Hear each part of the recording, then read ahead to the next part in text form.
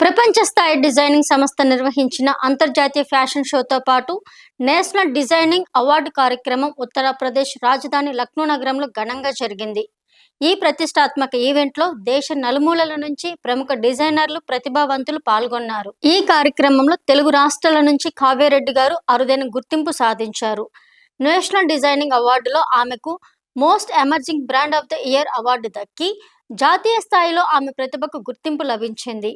ఇదే కాకుండా Uttar Pradesh MSME and industries మంత్రిత్వ శాఖ ఆధ్వర్యంలో నిర్వహించిన ఓడిఓపి ఛాలెంజ్లో కూడా కావ్యారెడ్డి గారు పాల్గొని 3వ రన్నరప్ స్థానం సాధించారు.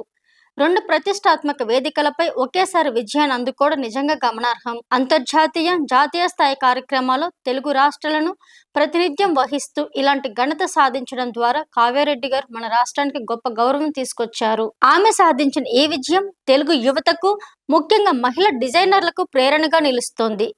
కావ్యారెడ్డి అంటే ఎవరో కాదు, Kondapur circle AMB mall back సైడ్లో ఉన్న మనకు బాగా తెలిసిన సఖ్య డిజైనింగ్ స్టూడియో ఫౌండర్. మన తెలుగు ఆడపడుచు అంతర్జాతీయ వేదికపై ఇంతటి గుర్తింపు సాధించడం అంటే మనమందరం గర్వంగా, ఆనందంగా భావించాల్సిన విషయం.